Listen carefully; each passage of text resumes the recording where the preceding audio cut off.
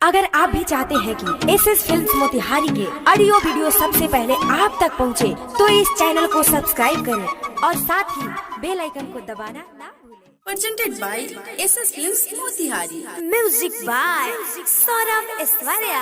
अंगुली ही डाल के अंगुली ही डाल के सजनवा कोहिया ले होई गरम में अंगुली ही डाल के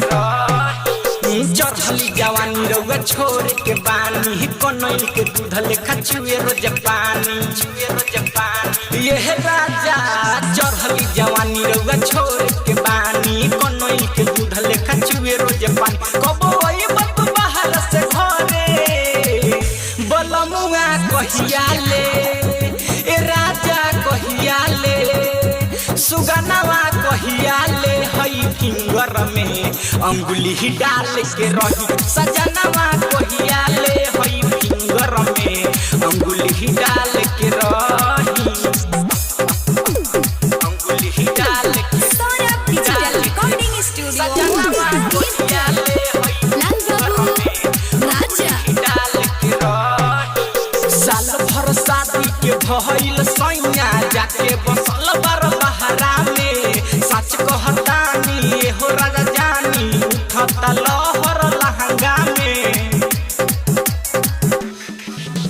साल भर शादी के भइल सैया जाके बसल बार बहरा में सच कहतानी हो राजा जानी उठता लहर लहंगा में जलिया घरे मन बारा करे जैसे दिया कट लेखा करे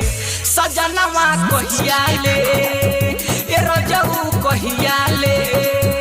बलमुआ कहिया ले हई फिंगर में अंगुली ही डाल के रही सजनवा कहिया ले हई फिंगर में अंगुली ही डाल के रही अंगुली ही डाल के सौरभ डिजिटल रिकॉर्डिंग स्टूडियो सजनवा कहिया ले हई फिंगर में राजा डाल के रही राइटर सुख दिया छोड़ के हमके चल गइल तू दिल्ली हो शहर सजान सुनिए सैया लगे टूट जाई चोली के छोरी हो टूट जाई चोली के छोरी हो राइटर सुख दिया छोड़ के हमके चल गइल तू दिल्ली हो मुना मतलबी सुनिए सैया लगे टूट जाई चोली के छोरी हो भोला धमाल लाइन मारे दुपहरिया बात रोवा के नजरी में घरे सजनवा कहिया ले बलमुआ कहिया ले ए सुगना कहिया ले हई फिंगर में अंगुली ही डाल के रही बलमुआ कहिया ले हई फिंगर में अंगुली ही डाल